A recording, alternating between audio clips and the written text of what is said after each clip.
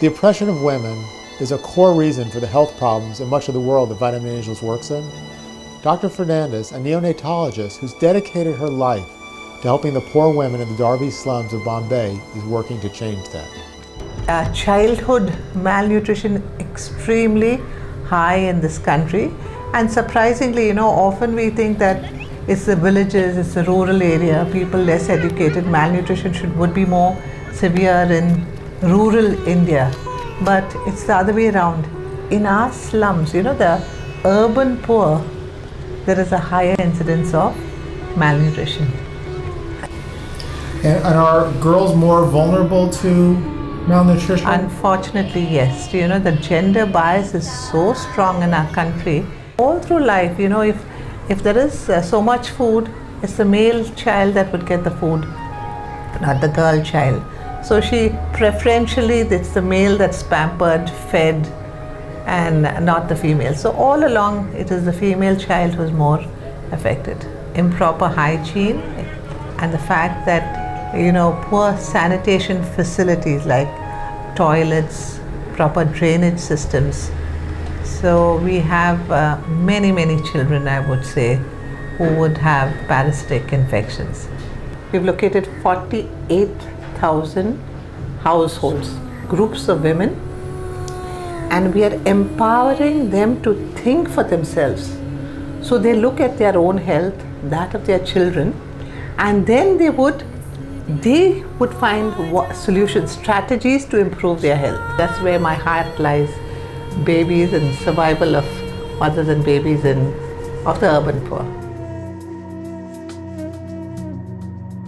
Last year, Vitamin Angels distributed over 100 million supplements to children, women, and families in need in 40 countries around the world.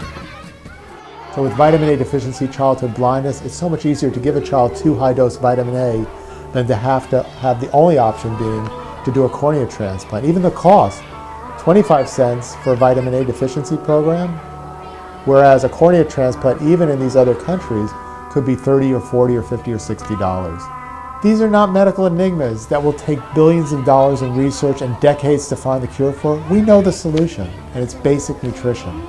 Vitamin Angels responded immediately after a tsunami struck and issued a massive call for multiple vitamin supplements. Within 5 weeks, we had collected 10 million supplements, and we're supporting distributions in Sri Lanka, India, and Indonesia.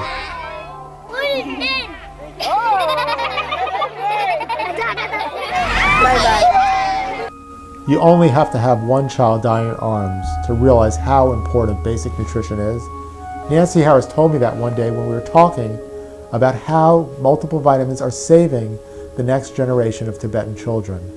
Nancy's done a nutritional survey and found that 70% of the children in Tibet are chronically malnourished.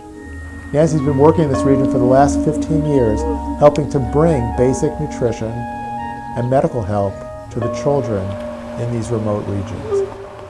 I went to Tibet first in 1990. The thing that most struck me was that the children there were so much shorter than the children I had seen in other parts of China. A child that looked like he was 4 or 5 years old would tell me he's 11. This got my attention. I asked other health groups that were there, foreign health groups and also local health groups, is there a problem with child malnutrition here? Not at all. In fact, there's no problem with child nutrition at all. They're supposed to be that short. Until one old Chinese doctor, he was really the opening for us. He said, of course they're malnourished. Anybody can say they're malnourished. What are you going to do to help us? Here is a culture that is under duress. Here is a culture where there's only 5 to 6 million people left maximum. Here is a culture where it's looking to me like a whole bunch of people are dying before the age of 7 of preventable and curable things. How would we make the biggest impact on this isolated and very fragile group? So we finally had this epiphany that the vitamins were really a powerful tool. This was a child, we were out in eastern Tibet. We were able to stay in a village where we knew the family members of the village, so we were really welcomed. By the end of the 6 or 7 days we were there, people had been lining up by the hundreds. We were seeing several hundred people a day. Sitting in the back was a very quiet man and an older lady who was the grandmother, and in their arms was this limp child, drooling.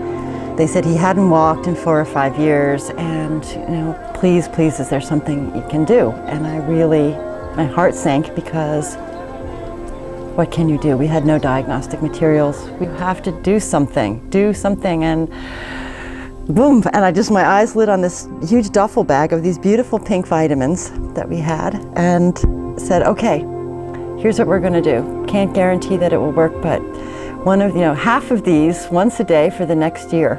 We had enough for a year, and the family was so grateful, and I felt, oh God, I feel awful. And the next year, we were back in that same village. We had the opportunity to do the follow-up, and these people had to walk 2 or 3 days to get to where we were. So this is all walking, incredibly poor.